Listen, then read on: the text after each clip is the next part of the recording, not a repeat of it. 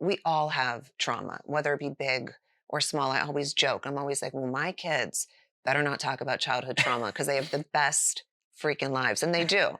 But it's going to happen. It's the Yeah. inevitable. But were there ever moments where you found yourself reacting to something and realized it was an old wound showing Mm, up mm. and it was misdirected energy?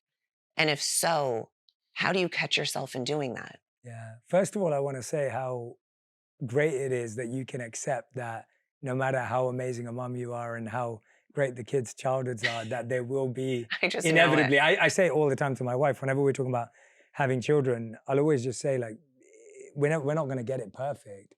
And they're going to have something that they disagree with what we did. No Hmm. matter how well intentioned it was, no matter how thoughtful we were, no matter how many hours we both spent trying to be so conscious, they're going to find a way. Like, I know kids whose parents push them too hard and they're like, oh, I was pushed too hard. I wish I had more free time. And then I know people who had loads of free time and they're like, I wish you pushed me more hard. I'd be more disciplined. Right. And so there's always going to be that. For me, there was a really interesting one. And it's, for me, what's fascinating is a lot of my wounds and triggers come out in my relationship with my wife. Mm. That's where I see them.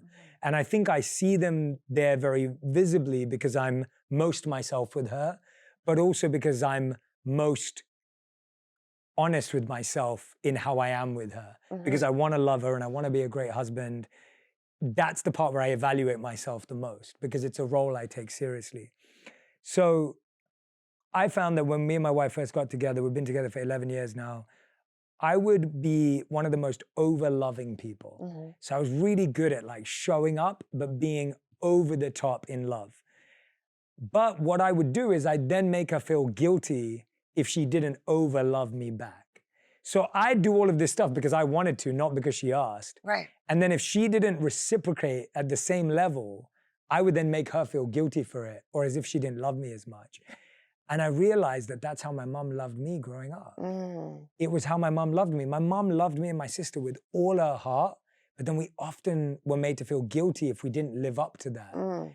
And so that's how I was loved. So that's the only way I knew how to love.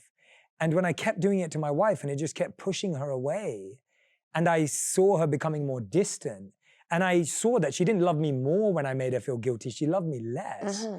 I started to question, what am I doing? Where does this come from? Why does it exist? And I realized it all came from that, in Mm. that I was loved in that way. So when you say, how do you spot these?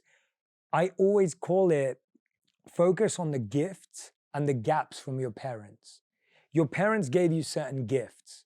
Now we expect those gifts from others. Hmm. And not everyone's going to be able to live up to our parents' love. Right. And then our parents left gaps. There were ways in which they didn't love us, and now we want everyone else to fill them. Hmm. So those are the two types of trigger that we all feel. And so if you look at your life and go, what gifts did my parents give me? And where do I expect them? And what gaps did my parents leave? And where do I expect other people to fill them? That gives you a really clear way of noticing where your trauma stems from. And so as soon as I noticed that, I realized that if I wanted to have a healthy relationship with my wife, I had to love her how I wanted to love her and let her love me how she wanted to love me. And as long as we were willing to accept both of those, there was a healthy relationship there. But if I was going to force her or want her to reciprocate in the same way as I was giving, then I was setting us up for both for failure.